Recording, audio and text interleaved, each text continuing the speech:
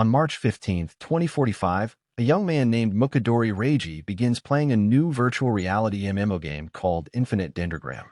The moment he logs in, he is taken to a strange white virtual space where he meets Control AI number 13, also known as Cheshire. This cheerful but mysterious AI gives him a short tutorial, helps him design his avatar, choose his in-game name, and hands him his Zeroth form embryo, a special companion that can evolve based on its owner. After giving Reiji his starting equipment and confirming his name as Ray Starling, Cheshire sends him into the main world of the game, placing him in Altia, the capital of the Kingdom of Alter. As Ray explores the city for the first time, he suddenly gets knocked over by a girl named Liliana Grandria, and the impact injures him badly. She quickly uses her healing magic to restore him, then anxiously asks if he has seen her missing younger sister Million. Ray explains that he has just arrived and hasn't met anyone yet. Grateful for his honesty, Liliana hands him a note with her contact information and asks him to reach out if he finds Million. Accepting the note triggers a level 5 quest, much higher than what a beginner like Ray should normally handle.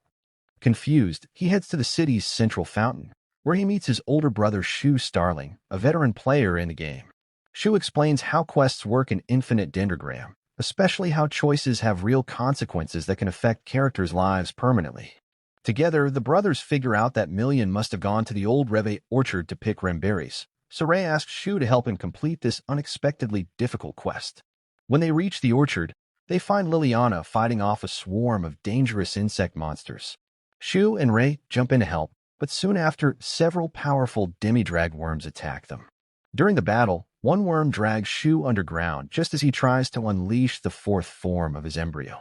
With Shu gone, Liliana desperately tells Ray to take Million and escape while she holds off the monsters. Ray grabs Million, but on their way out, another demi-drag worm blocks their path. Out of options, Ray hands Million a life-saving brooch he got from Shu and tells her to run while he stays behind with nothing but weak items and low-level gear. The worm tries to attack Million, and although the brooch protects her, she is knocked unconscious. Out of items and out of strength, Ray desperately begs his embryo to give him the power to save her. Responding to his determination, his embryo awakens as Nemesis, transforming into a sword. With her help, Ray uses a powerful skill, Vengeance is Mine, to defeat the demi-drag worm and protect Million. After the ordeal, Ray, Nemesis, and Shu say goodbye to the grateful sisters. Ray later learns the hilarious reason Million went to the orchard. Shu had bought every remberry in town to throw Ray a welcome party. Annoyed but relieved, Ray scolds his brother as their adventure comes to an end. In a hidden chat room, 3 mysterious figures discuss the failed assassination of Liliana Grandria, who was supposed to die after eating poisoned remberries. Their plan collapsed thanks to the accidental interference of Shu Starling, whose actions also ruined their backup plan of killing her with demi-dragworms. Meanwhile in Altia, Ray, Shu, and Nemesis head to the Orion's Belt restaurant to celebrate Ray's arrival in the game. While Ray tries the food, he receives messages from the real world and briefly logs out, amazed to discover that the game's triple time function truly works, meaning 1 hour in reality equals 3 in a game. After returning, Ray asks about Shu's relationship with Liliana, which leads Shu to explain the war that occurred 6 months ago in Dendro time between the Kingdom of Alter and the Drife Imperium, and how Liliana resents Shu for not participating in the conflict. Understanding the danger of future battles, Ray decides he must grow strong enough to become one of the kingdom's top-ranked players. Wanting to improve quickly, Ray checks which job he currently qualifies for and discovers he could take the high-ranking job of Paladin. After meeting all requirements, including receiving a recommendation from Liliana, Ray becomes a Paladin and starts training in the Easter Plains, where he meets another rookie player, Rook Holmes, and his embryo Babylon. After sharing tea and agreeing to team up someday, Ray continues his journey to the Naz Forest, where he is suddenly killed by a mysterious attacker wielding a powerful type, Legion Embryo, marking Ray's first real death in the game. When he respawns, Nemesis blames herself for failing to protect him, but Ray calms her down by admitting that they were both simply too weak and promising they will become stronger together. Because player killers are roaming the areas around Alter, Ray and Nemesis head instead to the Tomb Labyrinth to continue grinding safely. Although Ray discovers he wasted 100,000 lyre on an unnecessary dungeon permit because paladins can enter for free, Nemesis has even bigger problems. She's horrified by the grotesque flesh zombies on the first floor and hates the idea of slicing them while in her sword form. As the two reluctantly move toward the staircase leading deeper underground, the kingdom's top duelist, Figaro, suddenly attacks them, mistaking Ray for a monster. After realizing his mistake, Figaro apologizes and chats with Ray about dungeon leveling. Hearing about the PK blockade near the capital, he confidently says he'll take care of it and praises Ray for not panicking during his attack, adding that he hopes to duel him properly one day. Later, after finishing their grind, Ray returns to their inn and carefully cleans the sticky undead slime off a traumatized nemesis, ending their long and chaotic day. At a restaurant in Altia, Ray Starling, Rook Holmes, Nemesis, and Babylon sit together discussing the sudden end of the PK blockade around the capital. Ray and Rook assume that Figaro defeated the PK group at the Sauda Mountain Pass, but they're confused about why the PKs at the other locations also retreated so quickly.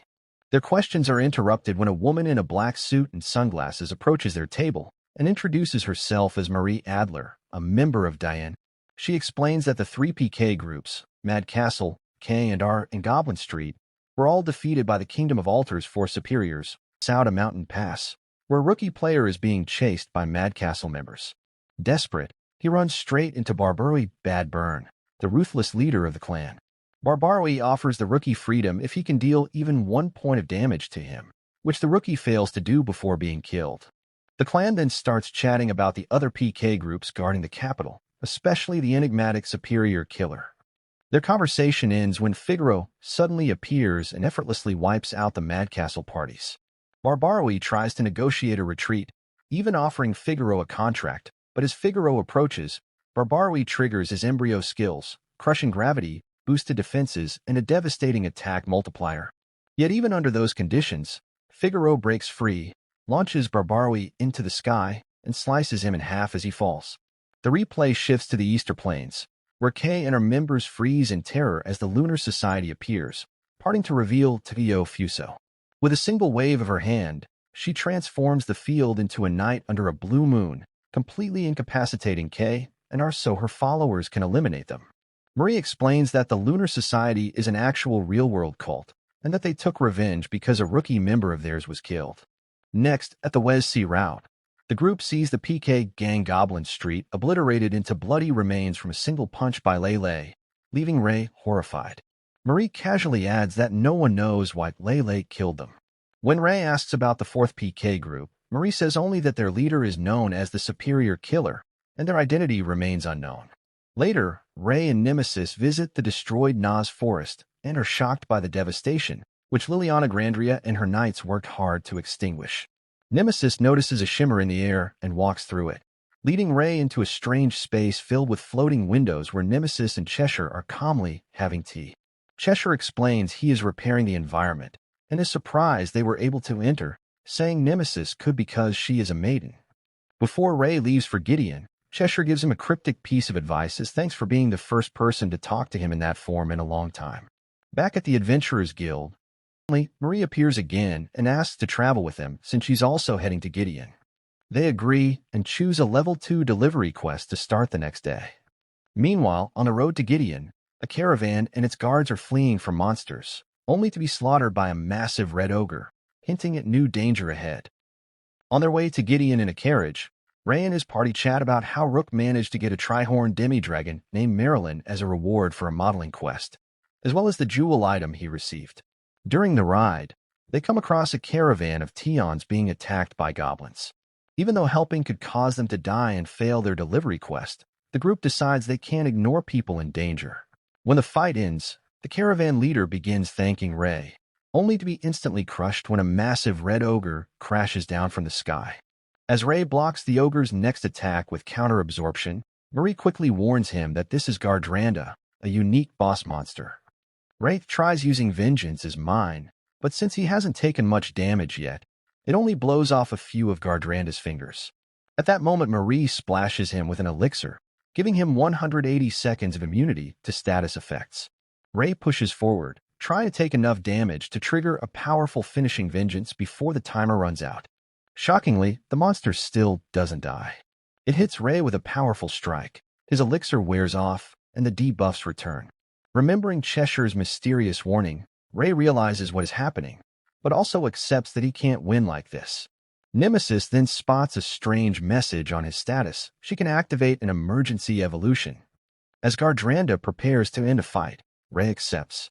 Nemesis evolves into her second form, the flag halberd, using its special skill to reverse Gardranda's debuffs, turning Ray's weakened stats into massive boosts. And when Gardranda fires a second shot, a mysterious creature swoops in and blocks it.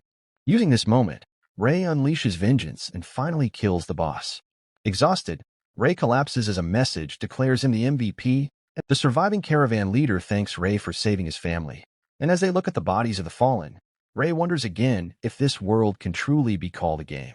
Elsewhere, the control AI in charge of UBMs is stunned a low-level player like Ray could defeat Gardranda.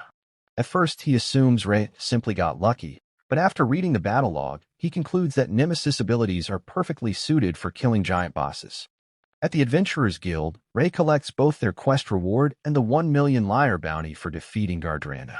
Ray suddenly notices a strange figure in a penguin suit watching him.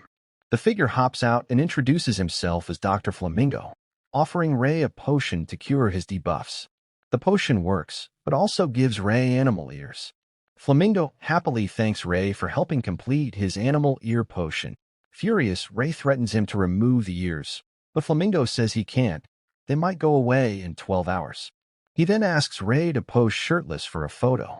Enraged, Ray attacks him, and Flamingo runs away back toward Gideon. In Gideon, Ray Starling meets Marie Adler, who immediately notices his newly grown animal ears and, without hesitation, begins sketching a shirtless Ray with the fluffy appendages. Nemesis praises the drawing, while Ray, embarrassed, explains how he got the ears, recounting his strange encounter with Dr. Flamingo. Marie simply laughs, saying Flamingo has unique tastes. When Ray visits Alejandro Walker's shop, the blacksmith barely reacts, welcoming him warmly. Ray notices Rook's new silver coat and compliments it, though he swears it twitched. Later, after trying on a blaze metal scale coat and deciding to buy it, partly because he wants to look as cool as Rook, Nemesis teases him for being easily influenced. Outside Gideon, Ray and Nemesis test the reward he pulled, an X-rank item. Nemesis reminds him his last spin cost 100,000 lyre and only gave him a tomb labyrinth permit, a memory Ray begs her to forget. This time he summons Zephyrus Silver, a prism steed, but Silver throws him off and bolts. Nemesis is confused, since paladins should be able to ride horses. Ray finally realizes the truth. He never learned the horse riding skill. Worse, the amulet that grants the skill is extremely expensive. Depressed, Ray decides they need money. Nemesis suggests the duel arenas, but Ray can't enter until level 51. Their planning is interrupted when several thugs harass a young woman. Ray tries to intervene, but a boy claiming to be level 126 jumps in first, only to get beaten instantly. Ray defeats a thug with one punch and heals the boy, who introduces himself as Hugo Lesseps. Hugo explains that as a high pilot, his physical stats barely grow, making him weak despite his level. The rescued woman begs them to save her kidnapped brother from the Gausmes gang, infamous man-eaters. Ray and Hugo agree to help for free. They soon meet Hugo's party member Psycho, who drags along the thugs she captured. After some comedic bickering between Psycho and Nemesis, the group gains a level 8 quest leading them into the Cruella mountain belt. Deep in a forest, Hugo reveals his hidden weapon, a colossal dry-fiend Magingier. He lifts Ray and Psycho inside and charges toward the gang's stronghold. Outside the base, Hugo prepares a diversion while Ray sneaks inside. But as Ray moves deeper, he finds horrors, child-sized zombies, a cage full of kidnapped children, and finally a room with bones and a child lying on a blood-written magic circle. As Ray steps forward to save him, cold voice whispers. Ray lies bleeding on the floor after being stabbed by the very child he tried to rescue. The attacker is revealed to be controlled by Maze, leader of the Gausmes gang, who had been hiding in a room using his corpsification skill. Maze mocks Ray for ignoring him and talks about how close he is to obtaining the superior job king of corpses. As he prepares to kill the remaining children, his arm is suddenly sliced off. Ray rises with Nemesis in her flag halberd form, powered by like a flag flying the reversal and purifying silverlight, and swears to kill Maze for his crimes, forcing Maze to awaken the undead hidden in nearby barrels. While Ray destroys them, Maze flees. Maze escapes outside, calling for his partner Gauss, only to find Gauss' frozen remains and Hugo Lesseps, who warns him that divine punishment awaits. Cornered between Ray and Hugo, Maze desperately uses the Crystal of Resentment to cast his strongest spell, Deadly Mixer, but Ray blocks it with counter-absorption. When Maze tries to run, Ray stabs him, and the Lich begs for his life, offering 70 million lyre. Ray pretends to consider it, then kills Maze with a glowing punch that destroys his head. Ray collapses as the reverse debuffs return, confirming the Lich's death. Nemesis panics until Hugo heals Ray with an elixir and high spirit water. They gather the rescued children, and Psycho reverts from armor form, surprising Nemesis, who realizes she is similar to her. The group returns to the hideout. After they leave, surviving bandits find Maze's inventory and break it open, unleashing gold and a strange purple egg. It activates Maze's final spell, Undead Grudge Creation. Absorbing the bandits and Gauss remains to form an epic UBM, Revenant Oxhorse, Gauss Mace. Outside, Ray's group finds the massive undead rampaging. Realizing they cannot win normally, Ray buys time while Hugo escapes with the children. Nemesis senses strange fluctuations in her damage counter, and they discover that Gauss Maze is controlled by multiple grudges fighting inside it. They plan to activate Vengeance as mine when Maze's grudge takes control. During the battle, Ray is knocked unconscious. Inside a mental space, he relives a childhood memory where his brother Shuichi teaches him that making choices creates possibilities and that the future is won by never giving up. Guided by a mysterious female ogre representing his flames, Ray awakens. Nemesis, nearly defeated, is saved when Ray returns. They gamble everything on one final plan. Ray uses hellish miasma, survives another deadly mixer, and eats the monster's flesh to convert debuffs into buffs. Afterward, Ray receives the special reward Grudge-Soaked Greaves. Meanwhile, in Gideon, Dr. Flamingo tells Hugo that Ray's strength is impressive, but their plan to end the war between the kingdom and the Drife Imperium must continue. As a caravan travels through a canyon, Shuinyu sits atop one of the carriages reading a flyer until a young boy, Song, tries to climb up. After helping him aboard, Shuinyu comments on how early Song is awake, though Song insists Shuinyu is even earlier. While Shuinyu grows slightly uncomfortable with the boy's overly polite behavior, he suddenly senses danger and orders Song to get down. A split bullet lands at Song's feet. On a nearby cliff, a sniper apologizes for missing her shot, but Eldridge, the red-haired king of burglars, realizes the bullet was blocked and assumes their target must be a superior job user from Huanghe. When the sniper tries to counterattack, Shuinyu vanishes from her aim and instantly cuts down the entire group, mocking their slow reactions. Later at their usual restaurant, Nemesis asks Marie Adler how to get strong enough to defeat the superior killer. Marie explains Ray needs more AGI and END, since his tear alone won't help if he's slow and fragile. She also reveals that real-life skills, like martial arts, carry into the game, causing Ray to think of his brother Shu. She explains Embryo Ultimate skills but becomes nervous when Ray asks about her own, Arcane Seal.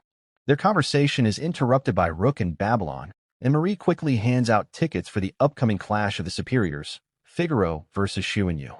At the Adventurers Guild, Ray is stunned to receive 80 million lyre for defeating the Gausmaze gang and insists on sharing the reward with Hugo Lesseps.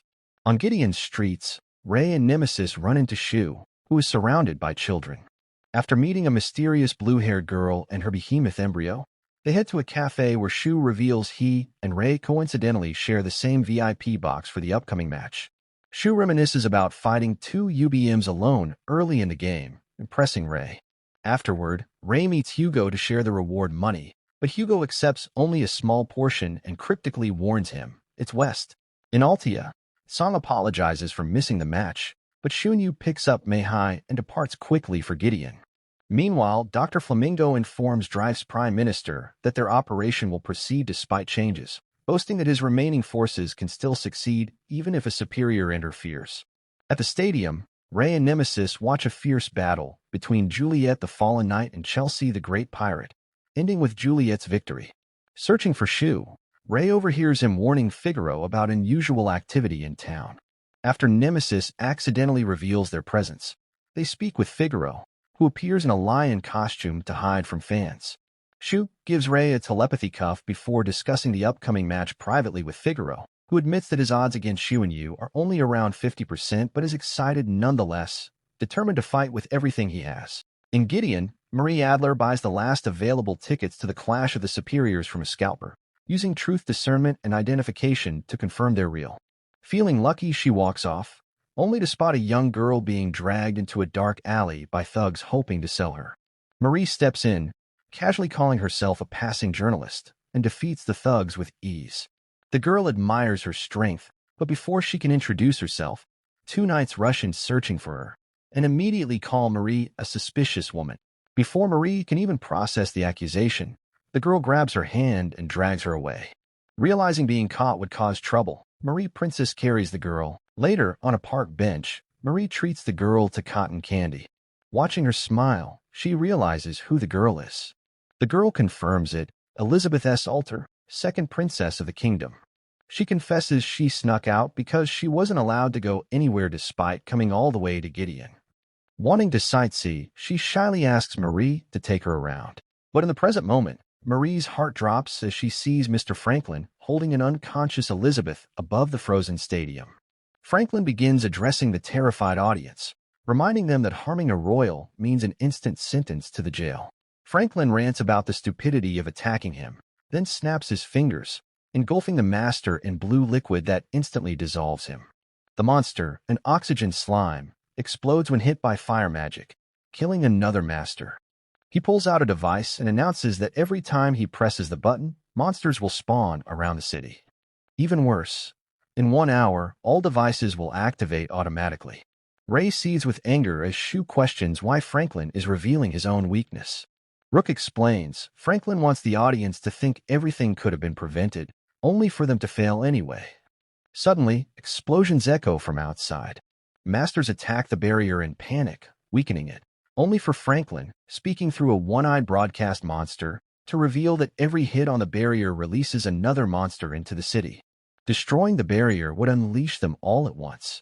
High above Gideon, Elizabeth wakes on the back of Franklin's camouflaged monster. When she asks why he's doing this, Franklin explains his goal: break the kingdom's spirit before the next war. By kidnapping the princess and destroying the city while masters watch helplessly, the Tians will lose faith and surrender. Inside the stadium, Ray accidentally discovers he can walk through the barrier because arena barriers allow anyone under level 50 to pass. Shu warns him he'll die if he goes, but Ray refuses to walk away. Shu hands him a dragon scale ward and tells him to go wild.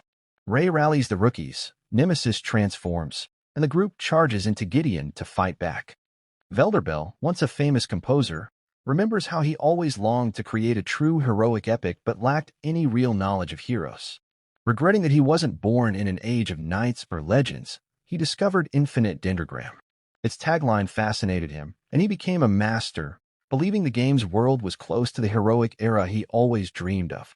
She guesses that his embryo must be a powerful type legion with multiple components, something she hates fighting. Marie compliments his music and asks if his abilities come from the King of Orchestra job, but Velderbell proudly explains he composed everything himself. Curious, Marie asks why someone so talented is in a robot-making clan. He replies simply, Franklin might one day become a hero, and he wants to witness that moment. Velderbell narrows his vibration field, which Marie mistakes as running low on MP. Marie has a flashback. She remembers how her manga Into the Shadow was canceled when her publisher collapsed. Another magazine offered her a chance, but she suddenly couldn't write her protagonist, Marie Adler, anymore. In despair, she prayed for help. That's when she recalled Infinite Dendrogram. Hoping to revive her creativity, she entered the game, shaped her avatar after her character, and rediscovered the Marie inside her through roleplay. When the smoke clears from Percussion's attack, Velderbell assumes she is dead, until Marie suddenly strikes him from behind, destroying one of his defenses. Velderbell is shocked she survived. Marie avoids his question, thinking to herself that her perfect stealth skill art of vanishing consumes huge SP. She loads a special bullet engraved with a girl and vows to finish him. Velderbell refuses to die, insisting history is about to be made and he must witness it. Marie finds their passions oddly similar, but still prepares to kill him. Elsewhere, Franklin notices Velderbell's signal vanish and prepares for the real fight, right? As the Royal Guard tries to rescue Princess Elizabeth from him, Franklin summons the RSK monster. Meanwhile, Hugo Lesseps, who once dreamed of being a knight protecting the weak, confronts Ray but lets him pass after a symbolic clash, only for Rook to immediately attack Hugo himself. Beyond the gate, Ray finally arrives, destroying the RSK's flames and pointing his sword at Franklin. Franklin, thrilled, welcomes the fight, eager to break Ray once and for all. Rook Holmes, born in London to a detective father and a thief mother, inherited exceptional talents from both parents. His father taught him observation, languages, psychology, and deduction, while his mother trained him to detect blind spots, escape traps, and manipulate others. Despite their skills, they never forced him to follow their careers. While wandering through his father's study, he discovered a headgear for infinite dendrogram and a letter asking his father to explore the game's secrets. Tempted by the game's promise of a virtual life full of possibilities, he decided to try it. Meanwhile in Gideon, Hugo Lessop's attacks with a motor slash, intercepted by Marilyn's trihorn upper. As Hugo's Magingier clashes with her, Rook commands Babylon to use Little Flare, destroying Hugo's gun before it can fire. Anticipating Hugo's movements, Rook cleverly coordinates attacks with Liz and Marilyn. After defeating Franklin's monster, Ray collapses into Nemesis' arms, unconscious from the severe injuries he sustained during the battle. Liliana immediately uses Force Heal to stabilize him, though she realizes his left arm is completely charred and beyond saving. Watching this, Franklin applauds their efforts, but with a sinister grin, he reveals that he had intentionally delayed the release of his monsters, holding them back until 251 seconds past the initial deadline. He explains that his remote for releasing the bombs had broken, but he has a spare, timerless remote in hand. Pressing it, he detonates the bombs he had strategically planted across the city. As Liliana directs the knights to tend to Ray, Franklin focuses on her and taunts the group. Meanwhile, Ray remains unconscious, vulnerable from his injuries, while Liliana and the knights focus on keeping him alive. The tension escalates as Franklin's monsters prepare to strike, and the fate of Elizabeth, the city, and the remaining heroes hangs in the balance. Franklin activates his final weapon, a large subterranean creature that will destroy Gideon's Colosseum, but Fatum, a foreign player who had infiltrated the Colosseum, uses magic to move the tectonic plates around the creature, crushing it to death. Ray manages to reach Pandemonium and attempts to confront Franklin, but Hugo steps in to protect Franklin, revealing that Franklin is Hugo's elder sister. Ray sacrifices both arms to defeat both Hugo and Franklin, while Shu destroys Pandemonium and Marie rescues Elizabeth. With the battle over, Liliana heals Ray but is unable to save his left arm, leaving Ray with his right arm to continue playing the game.